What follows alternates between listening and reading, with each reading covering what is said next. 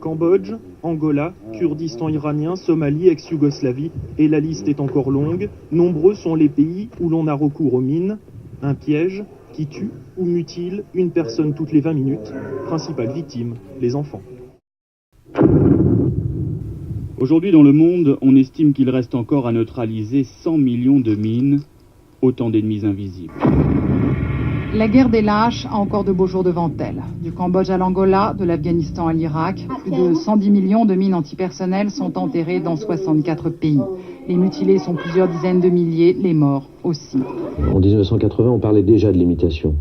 On parlait également, éventuellement, d'interdiction. Quelques 12 ou 13 ans plus tard, on se retrouve dans une situation qui est 1000 fois pire que celle que l'on a connue en 80. Dans ce contexte de négligence internationale, il n'y a plus aucune retenue des producteurs et des militaires. Tout le monde s'est mis à utiliser cette arme parce qu'elle est extrêmement pratique, elle est légère, elle est peu coûteuse. Donc c'est une situation dont on a totalement perdu le contrôle. Il y a une petite différence quand même assez marquée entre signer des pétitions et faire des déclarations finalement assez tièdes et qui n'engagent pas beaucoup, et faire des films ou écrire des livres qui éventuellement peuvent vous valoir quelques ennuis s'ils agacent vraiment et s'ils chatouillent réellement là où ça gratouille. Aphrodite accroupie, œuvre romaine d'époque impériale, 1er, 2e siècle après Jésus-Christ. 80 000 engins explosifs ont été neutralisés en 1994, alors que 2 millions de mines sont encore posées chaque année dans le monde.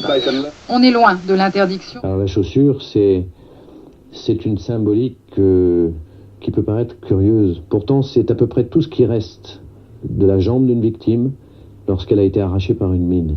Si vous essayez, que le gouvernement soit de gauche ou de droite, de faire un film sur une des activités les plus fructueuses de la République française, c'est-à-dire le commerce des armes, des mines, des canons, des bombes, là, vous aurez de réels ennuis, que vous soyez de gauche ou de droite. Là, ça me paraît un engagement intéressant, parce que là, on va vous tomber dessus. 100 millions de mines antipersonnelles restent encore enfouies aujourd'hui dans le sol de plus de 60 pays.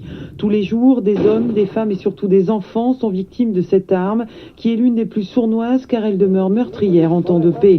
Si vous faites un film où vous montrez la réalité du commerce des armes et où vous faites remarquer que deux bougres peuvent pas se foutre sur la gueule quelque part dans le monde sans que l'un des deux, au moins, ait des armes françaises, et parfois les deux, là, vous allez vraiment déranger.